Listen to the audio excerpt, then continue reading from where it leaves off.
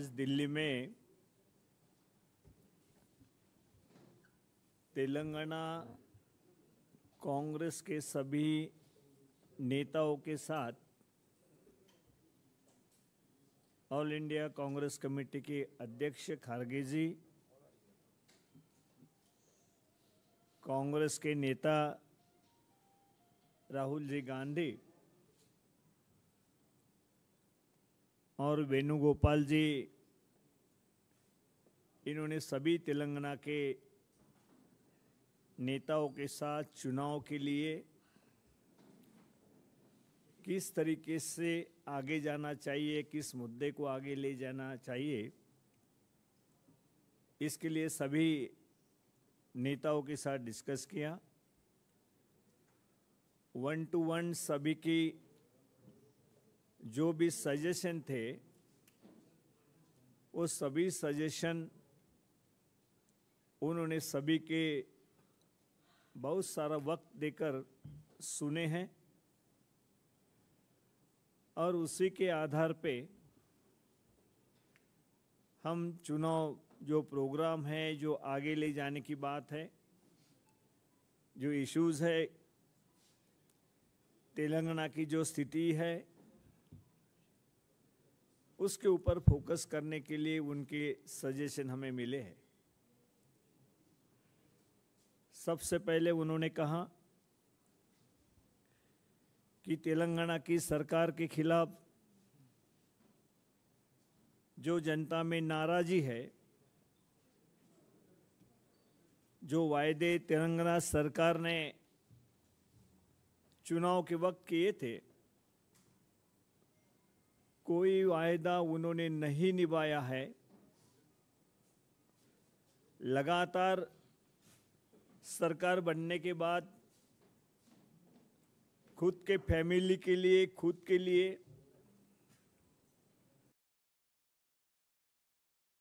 जो तेलंगाना की जनता का पैसा है वो पूरी तरह लुटाया जा रहा है। अपने पार्टी का, अपने खुद का, अपने फैमिली के लिए। तो तेलंगाना की जनता नाराज है। जो हमारी सोच है, सोनिया जी गांधी ने तेलंगाना उस वक्त जनता की आवाज़ सुनकर तेलंगाना को अलग राज्य का दर्जा दिया। उस वक्त सोनिया जी का जो मकसद था वो तेलंगाना की जनता, जहाँ पर बहुत बड़े तादाद पे एसटी, एससी, ओबीसी, माइनॉरिटी, बहुत बड़ा तबका गरीबी से जूझ रहा है, उनको मदद करने के लिए तेलंगाना अलग बनाया था। लेकिन आज तेलंगाना की स्थिति 10 साल के बाद कुछ उसमें परिवर्तन तो आया नहीं, लेकिन लगातार केसीआर जी की तरफ से, बीआरएस की तरफ से तेलंगाना की लूट हो रही है और जनता ये चाहती है कि वहाँ का बदलाव हो। और इसीलिए सभी नेताओं ने एक साथ होकर, सभी कार्यकर्ताओं ने एक साथ होकर जनता के पास जाना चाहिए, घर घर जाना चाहिए और जो भी हम जनता के लिए हमारी गवर्नमेंट आने के बाद करने वाले हैं उसके बारे में सबसे पहले घर घर तक पहुंचाने की जिम्मेदारी तेलंगाना कांग्रेस की है। उसी के लिए आप सिस्टम बनाइए। बड़े तेजी के साथ हमें आगे जाना है। जो अभी परिस्थितियां बदली है, जिसके कारण पूरी तरह तेलंगाना की जनता कांग्रेस में विश्वास करके कांग्रेस की ओर देख रही है कि कांग्रेस इस तेलंगाना के लिए, तेलंगाना की जनता के लिए अच्छी उन्नति की राह लेके आएंगी। तेलंगाना का विकास होगा, हर समाज को, जो दबके हुए समाज का विकास होगा, ये उम्मीद तेलंगाना में जगी है। आज जिस तरीके से केसीआर, बीआरएस पूरे महाराष्ट्र में, हर स्टेट में, तेलंगाना में बीजेपी के साथ जुड़ रही है। महाराष्ट्र में भी जहां जहां पे कांग्रेस पार्टी मजबूत है, वहां पर बीजेपी को मदद पहुंचे, इसलिए वहां पे कोशिश हो रही है। पूरे देश में हम देखते हैं कि जहां जहां पर भी कांग्रेस को नुकसान पहुंचा सकते हैं, बीजेपी को मदद हो सकती है, उस तरीके के प्रोग्राम उन्होंने हाथ में लिए हुए हैं। तो हम समझते हैं कि वहां पे हमारे किसान भाई हैं, जिनके लिए पूरी ताकत के साथ उन तक संदेश कांग्रेस का पहुंचाना है। वो जिम्मेदारी महिलाओं के लिए, युवाओं के लिए, ओबीसी के लिए, ओबीसी में के हर कम्युनिटी के लिए, माइनॉरिटी के लिए, सभी के लिए एक प्रोग्राम हम बनाने के लिए उन्होंने कहा, स्पष्ट रूप से कहा है कि पहले इस ऊपर फोकस करो। आप जो भी गरीब तबका है उनके ऊपर फोकस करो, उनको किस तरीके से आगे मदद होंगी अपनी गवर्नमेंट आने के बाद, उस तरीके से हमने एक साथ होकर उस तरीके का प्रोग्राम हमें बनाना है। तो ये स्पष्ट रूप से उन्होंने कहा कि सभी नेता एक साथ होकर तेलंगाना में काम करें, सभी कार्यकर्ता काम करें, सभी को इस चुनाव के लिए एक साथ होकर मजबूती के साथ बीआरएस को वहां पे हमें हराना है। और आज के तारीख में बीआरएस के खिलाफ तेलंगाना की जनता है, इसलिए 100% वहां पे कांग्रेस की सरकार आएंगी, ये मैं यहां पे विश्वास देता हूं कि तेलंगाना की जनता चाहती है। इसलिए राहुल जी ने स्पष्ट तरीके से कहा, सब अभी चुनाव के लिए तैयार हो जाइए। आपसी जो कुछ मतभेद होंगे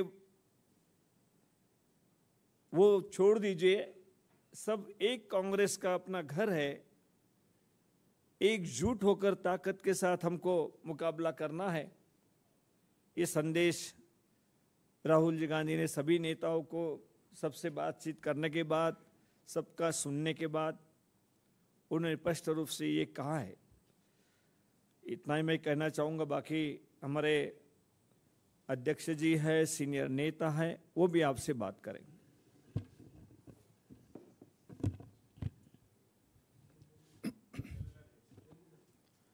ఏఐసిసి అధ్యక్షులు శ్రీ మల్లికార్జున్ ఖర్గే గారు, ఏఐసిసి మాజీ అధ్యక్షులు శ్రీ రాహుల్ గాంధీ గారు, general secretary organisation KC Venugopal గారి నేతృత్వంలో తెలంగాణ సాధారణ ఎన్నికల సన్నాహక సమావేశాలు నిర్వహించడం జరిగింది.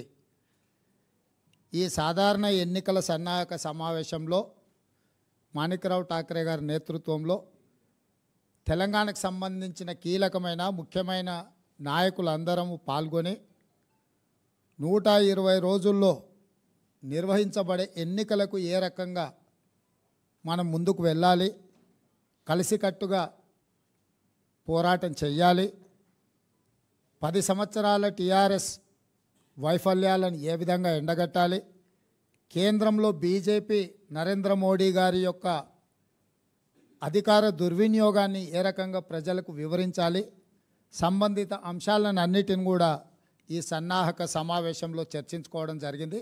అదేవిధంగా పార్టీ బూత్ స్థాయి నుంచి రాష్ట్ర స్థాయి వరకు నిర్మాణం మీద కూడా ప్రత్యేకమైన దృష్టి పెట్టి ఎన్నికలకు సన్నద్ధం చేసే విధంగా ఎక్కడెక్కడైతే ఖాళీలు ఉన్నాయో వాటన్నిటిని కూడా తిరిగి పునర్నియామకం చేసుకొని ఎన్నికలకు కార్యకర్తల్ని నాయకులందరినీ కూడా సంసిద్ధులను చేసుకోవాలని చర్చ జరిగింది. అదేవిధంగా కాంగ్రెస్ పార్టీ తరఫున ప్రజలకు ప్రభుత్వంలో ఏం చేయబోతున్నాం వివరించడానికి అవసరమైన మేనిఫెస్టోకు సంబంధించిన విషయాలు, అదేవిధంగా ఎన్నికల్లో అభ్యర్థులైన ఓబీసీ, ఎస్సీ, ఎస్టీ, మైనారిటీకి మొదటి ప్రాధాన్యత ఇచ్చి ఆయా అంశాలను కూడా పరిగణలోకి తీసుకొని ముందుకు వెళ్ళాలని కూడా ఈ అంశాల మీద పూర్తి స్థాయిలో చర్చ జరిగింది. ప్రధానంగా 10 సంవత్సరాల చంద్రశేఖరరావు గారి పాలనలో అవినీతి పెట్టరేగిపోయింది. అవినీతి ఆకాశానికి పెరిగితే అభివృద్ధి పాతాళంలో ఉంది అన్న విషయము ఈ సమావేశంలో చర్చ జరిగింది.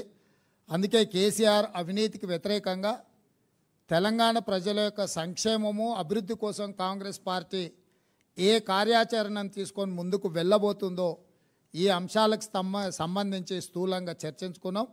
భవిష్యత్ కార్యాచరణను తీసుకొని ముందుకు వెళ్తాం. ముఖ్యమైన నాయకులందరం కలిసికట్టుగా టీఆర్ఎస్ను గద్దెదించడానికి పూర్తి స్థాయిలో సన్నద్ధులమై ఈ ఎన్నికల పోరాట కార్యాచరణను చర్చించుకోవడం జరిగింది. తెలంగాణ ఎన్నికల కార్యాచరణ మొదలైంది. ఈ సన్నాహక సమావేశం ద్వారా తెలంగాణలో ఉండే కాంగ్రెస్ పార్టీ శ్రేణులకు, ప్రజలకు స్పష్టంగా కాంగ్రెస్ పార్టీ ఎన్నికల కార్యాచరణను ప్రారంభించింది. దానికి సంబంధించి మల్లికార్జున్ ఖర్గే గారు, రాహుల్ గాంధీ గారు, కేసీ వేణుగోపాల్ గారు వాళ్ళ అనుభవాలను, వాళ్ళ సూచనలను, వాళ్ళ సలహాలను మాకు ఇచ్చిండ్రు. కర్ణాటకలో ఏ ఫార్ములాతోని కాంగ్రెస్ పార్టీ ఎన్నికలను ఎదుర్కొని ప్రభుత్వాన్ని ఏర్పాటు చేసిందో అలాంటి పదునైన కార్యాచరణను తీసుకొని ప్రజలకు వెళ్ళాలి. కర్ణాటక గెలుపులో పాటించిన కొన్ని మౌలిక సూత్రాలను తెలంగాణలో పాటించి తెలంగాణలో కాంగ్రెస్ పార్టీని అధికారంలోకి తీసుకొచ్చి ప్రజా సంక్షేమం కోసం, తెలంగాణ ప్రాంత అభివృద్ధి కోసం కాంగ్రెస్ పార్టీ ముందుకు వెళ్ళాలని సమావేశంలో నిర్ణయం తీసుకోవడం జరిగింది. భవిష్యత్తులో చెప్తాం.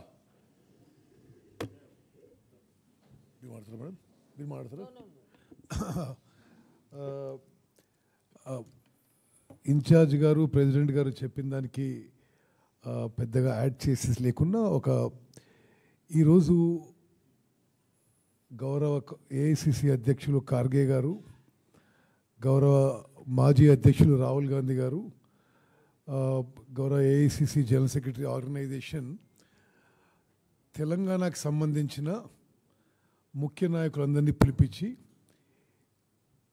2023 డిసెంబర్లో జరిగే తెలంగాణ ఎన్నికలకి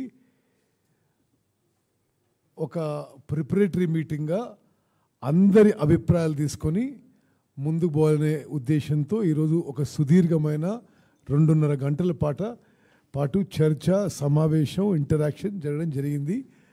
వచ్చిన నాయకులు అందరి సలహాలు, సూచనలు తీసుకోవడం జరిగింది. మరి అందరూ కూడా ఐకమత్యంతో ముందుకు పోవాలి.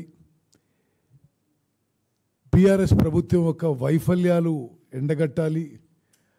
ఒక మంచి స్ట్రాటజీతో ముందుకు పోవాలి. ఆర్గనైజేషన్ ఏమైనా ఎక్కడెక్కడన్నా గ్యాప్స్ ఉంటే అది ఇమ్మీడియట్గా ఫిల్ చేసుకోవాలి.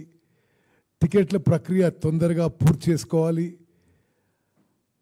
అన్ని విషయాలపై మా అభిప్రాయం వారు విన్నారు. వారు కొన్ని గైడ్ లైన్స్, మార్గదర్శకాలు ఇవ్వడం జరిగింది. మరి ఈరోజు సమావేశం తెలంగాణ కాంగ్రెస్కి ఒక మంచి డైరెక్షన్ ఇచ్చే విధంగా సుదీర్ఘ పాటు జరిగింది. కర్ణాటక ఎలక్షన్లో ఏ విధంగానైతే ఏ వ్యూహంతో కాంగ్రెస్ పార్టీ ముందుకు పోయిందో అదే విధమైన వ్యూహంతో తెలంగాణలో కూడా ముందుకు పోయి అటువంటి పెద్ద విజయం సాధించబోతున్నాము అని చెప్పి రాహుల్ గాంధీ గారి స్పష్టమైన సందేశం. Thank you.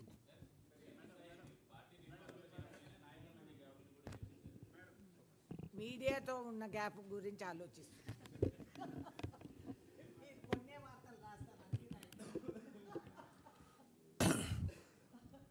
ఈరోజు సమావేశంలో ముఖ్యంగా రాహుల్ గాంధీ గారు అయితే ఏదైతే క్యాస్ట్ వైజ్ సెన్సస్, అదేవిధంగా బీసీలకు సరి అయిన ఏదైతే జిస్కా హిస్సేదారి ఉస్కి భాగీదారి అనే దాని మీద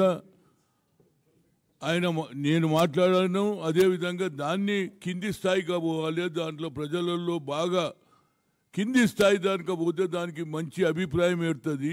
ఇప్పటి వరకు ఎవరు చేయలేదు సెన్సస్. 1931లో అయింది. నరేంద్ర మోడీ ఓబీసీ ఉన్న ఆయన చేయలేదు.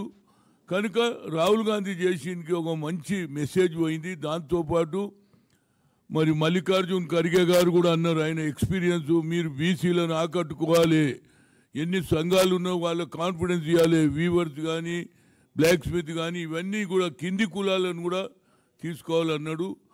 నేను ఒకటే చెప్పాను, కేసీఆర్ 2 బెడ్రూమ్కు 2 లక్షలు ఏది డబ్బులు ఇస్తేనే, అదేవిధంగా దళిత బంధుకు 3 లక్షలు ఇస్తేనే జరుగుతున్నది. ఇవన్నీ కూడా ఏ విధంగా కర్ణాటకలో 4 లక్షలు 4% 40% అన్నట్టు ఇక్కడ కూడా 30-20% అది మనం కూడా గ్రామాల్లో ప్రచారం చేయాలి. గతంలో ఎన్నికల ముందు ఏ వాగ్దానాలు ఏదైతే అసెంబ్లీలో చేశారో, అసెంబ్లీ సెగ్మెంట్ల స్కూల్ ఉన్నదా, కాలేజ్ ఉన్నదా, రోడ్ ఉన్నదా, ఇవన్నీ అయినాయా లేదా అని ప్రజల దగ్గర పోతే వాళ్ళు తప్పనిసరిగా మాకు జరగలేదని చెప్తారు, 2 బెడ్రూమ్ రాదని చెప్తారు. దీని మీద ఎక్కువ కాన్సన్ట్రేట్ చేయాలి అనేది అందరూ కూడా ప్రతి ఒక్కరు కూడా కలిసి ఈసారి కర్ణాటకలో తెచ్చినాడు, రాష్ట్రంలో కూడా తేవాలనేది వారి ఆలోచన, మా అందరి ఆలోచన కూడా ఒకటి. అదేవిధంగా ఓబీసీలు ఎక్కువ సంఖ్యలో ఉంటారు, వాళ్ళను మనం ఆకట్టుకోవాలి.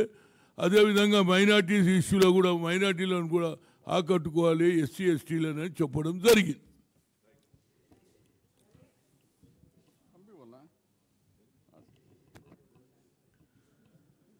आज अच्छा ठीक। आज तेलंगाना प्रदेश कांग्रेस कमेटी का बहुत ही इम्पोर्टेंट इजलास श्री राहुल गांधी जी, श्री मल्लिकार्जुन खड़गे जी के सदारत में मीटिंग हुई। इस मीटिंग में दशा दिशा कांग्रेस पार्टी 2023 दिसंबर में जो इलेक्शन होगा और केसीआर को किस तरह शिकस्त देना है, बीआरएस पार्टी को किस तरह शिकस्त देना है, और बीआरएस और बीजेपी दोनों एक ही सिक्के के 2 रुख है। ये एक ही सिक्के के 2 रुख को आवाम तक पहुंचाना है कि केसीआर और बीजेपी में कोई फ़र्क नहीं, दोनों एक है। और ख़ास तौर पर ओबीसी, एससी, एसटी, माइनॉरिटीज़ को साथ में मिला के चलना है, उनके हित का ख्याल रखना है, उनको पार्टी में और गवर्नमेंट में हर जगह उचित स्थान देना है। ये तमाम चीज़ें दिए हैं। तो अंचल अंचलगा कांग्रेस पार्टी ఎలక్షన్ 120 డేస్ ఉంది అని రేవంత్ రెడ్డి గారు చెప్పిన తిరగనే అంచెలంచెలుగా కాంగ్రెస్ పార్టీ ముందుకు పోయి ఆ వ్యయంతో మన గెలుపు గురించి కావాల్సిన అన్ని సూచనలు రాహుల్ గాంధీ గారు చేసినారు. కాబట్టి ఆ సూచనలు కాంగ్రెస్ పార్టీ పాటిస్తూ మేము ఈ రోజు నుంచే ప్రజల్లో వెళ్ళి మన క్యాడర్కు ప్రజల్లో ఇంటింటికి వెళ్ళి కాంగ్రెస్ పార్టీ గెలుపుకు కృషి చేస్తాం.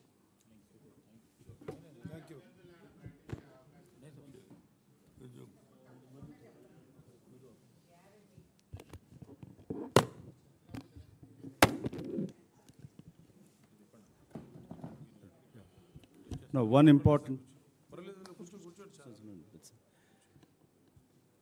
important announcement, or we would like to make it here. Honorable Kharge ji and Rahul Gandhi ji said it. There will not be any alliance with the TRS party. TRS-BRS party is not going to be part of national opposition alliance. Because as Mr. Thackeray ji said it, Telugu చెప్పాలి అంటే BRS, I will tell you in Telugu also later.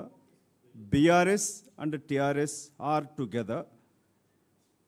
We are ensured that there will not be BRS is part of a national opposition alliance because BRS-TRS party is working with the BJP. BRS, BJP, nothing but they're one. So since there will not be any alliance. Rahul Gandhi గారు మల్లికార్జున్ ఖర్గే గారు చెప్పింది ఏంటంటే ఏదైతే BJP party Telangana రాష్ట్రంలో Congress BRS అని ఒకటి తప్పుడు ప్రచారం చేస్తూ ఉంది. రాష్ట్ర నాయకత్వం వారిని క్లారిటీ అడిగినప్పుడు ఎట్ ఎనీ కాస్ట్ బీఆర్ఎస్ పార్టీతోటి కాంగ్రెస్కి పొత్తు ఉండదు, గతంలో లేదు, రేపు కూడా ఉండదు. జాతీయ ప్రతిపక్ష పార్టీ మీటింగ్లలో బీఆర్ఎస్ పార్టీని మేము భాగస్వామ్యం చేయలేదు, చేయదలుచుకోలేదు. ఇది తెలంగాణ ప్రజలకి వివరించాలని చెప్పడం జరిగినది. కాంగ్రెస్ పార్టీ ద్వారా సమతులత, సామాజిక న్యాయం జరుగుతుంది. త్యాగం కాంగ్రెస్ది, భోగం బీఆర్ఎస్ది, కేసీఆర్ కుటుంబాన్ని అయింది. కుటుంబ పాలన కావాలనంటే బీఆర్ఎస్ కల్వకుంట్ల కుటుంబం టీఆర్ఎస్కి ఓటేయండి, ప్రజల పరిపాలన కావాలంటే కాంగ్రెస్కి ఓటేయండి అనే నినాదంతో మేము ముందుకు వెళ్ళబోతున్నాం.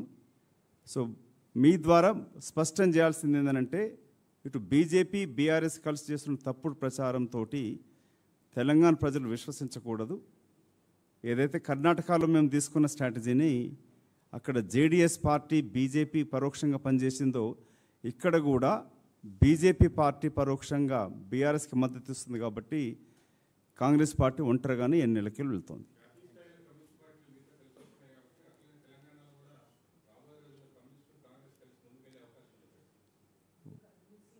కాంగ్రెస్ పార్టీ తోటి లేక సెక్యులర్ విధానాలను నమ్మి వస్తున్న పార్టీలని వెంట తీసుకెళ్తుంది.